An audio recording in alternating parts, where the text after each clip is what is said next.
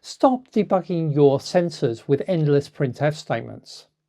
In this video, I'm going to show you how to turn your Raspberry Pi Pico 2W into a real-time web server that graphs your data instantly. It makes understanding complex sensors, like the IMU I'm going to use, incredibly easy.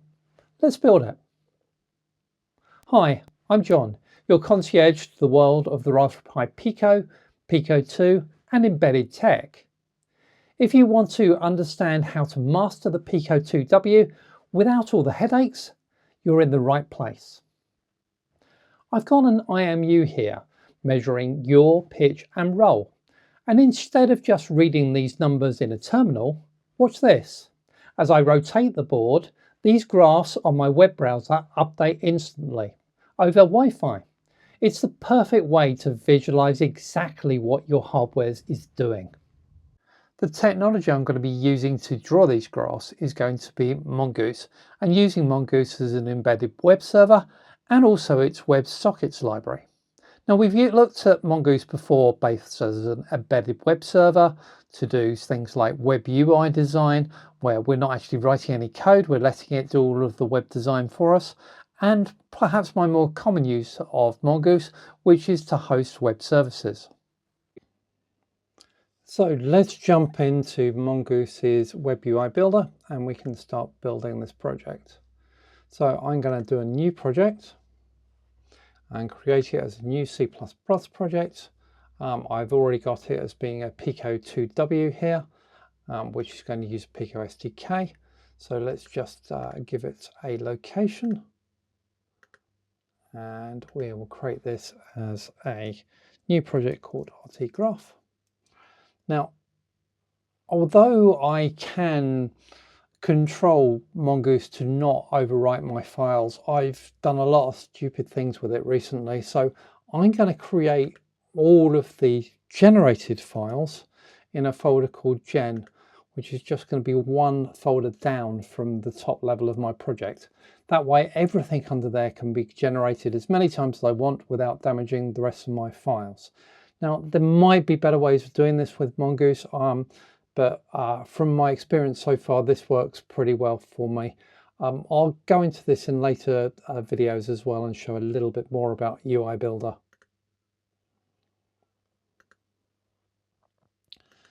So we will generate a blank dashboard in there.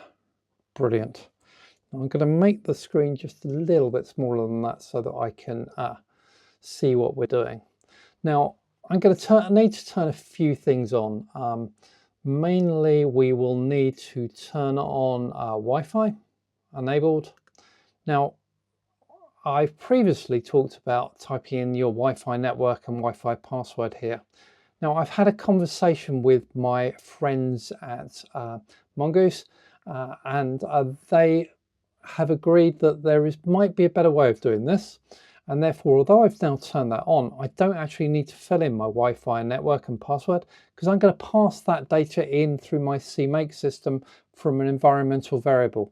That way I avoid accidentally checking my passwords into GitHub, which is a bad thing to do. So we've got that on. We have HTTP listener turned on and we've got the web UI turned on. So that's all we will need in here. So the next thing really is actually us creating an endpoint that we're going to add our data to. And that's what we're going to do using this REST. Oh, actually, no, there is one thing I haven't turned on there. I need to also turn on WebSockets.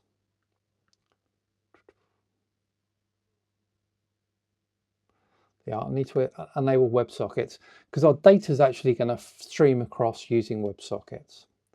So the next thing we want is our endpoint. So I'm going to create a Angular endpoint, which is going to be read-only.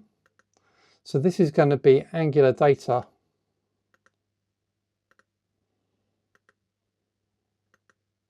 read-only. And this is going to be read-only data coming off of our sensor and being published out. And this data is going to basically be angles. They're going to be doubles of yaw,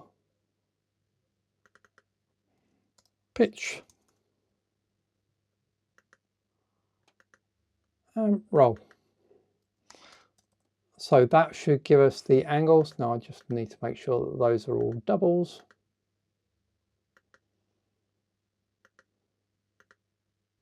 Right, so that's your pitch and roll in a structure called angular, an endpoint called angular. And that's what we're going to actually draw our graph off. So let's go to UI elements. And I just will put in a little container here so that we've got something to put everything in. And then let's go and find another UI element, and we will put in a graph component. There we are. I'm going to make that a little wider than that, a little deeper as well.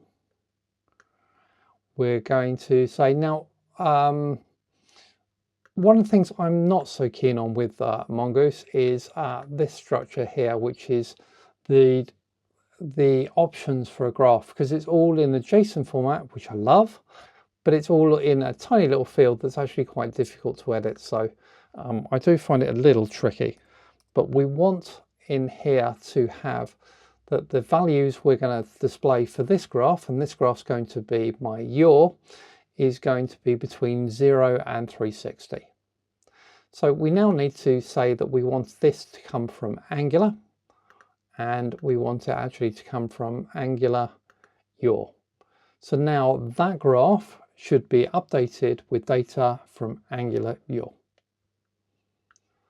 And that pretty much is it. We're just going to replicate the same thing for the other two values in here for roll and pitch, and also that I will do the same thing to give me the data for the accelerometer for the X, Y, and Z, and I'll also add in some just basic a few headers just to make it look a bit nicer, and some echoes of these values as they single values in single text fields using one of the text items here as well. You get one of using, you know, basically just an input field, and just bung that up there too. So, but all basically just following the same thing I've just shown you. So now when I hit generate, that will generate all of that code I've just written, or all of that design, into C files that then I can use, and we can see how that's get generated and how we can actually call that and adapt that. So quick sidebar on project structure. So normally my project structure has the source folder, lib, port, and build. And that's the way I sort of structure projects. Now for this Mongoose project, and in order to actually accommodate the UI builder and its generation, I'm going to add this folder called gen, which is where it's going to generate all of our data as we've just seen. Now gen will contain a whole load of potentially top level make files and source or main.c in actually that top level gen pro folder. I'm going to actually ignore them completely and replace them with my own stuff. But the bits I really want, it's actually placing in a folder below that called Mongoose. And that's where we've got all of the UI we've just designed and the Mongoose libraries themselves. So here in Visual Studio Code, I've got the example project here open, and we're going to go into this example here called RT Graph. Now, a couple of things I need to tell you about how this is all set up. Firstly, you know, in this folder, we've got the gen code. That's the code we've just generated from the UI builder. And we've got source, which is actually the code I'm going to use to initiate Mongoose and to stitch together Mongoose with the sensor data that I'm going to pull. Now, in my top level CMake, you will see that I am actually pulling in, well, firstly, this is a CMake I've written. It's my normal structure for this, and it's pulling in some submodules. and it's going to pull in a Mongoose itself, a CMake for that, and it's going to pull in one for a B&O 055, which is the IMU unit that I'm using on this video. So let's have a look at the Mongoose one, because that's quite important. There's a few things in here. So firstly, I allow myself to point where I want my Mongoose directory to be, where that code is coming from, but that's actually going to be under our gen folder in this case.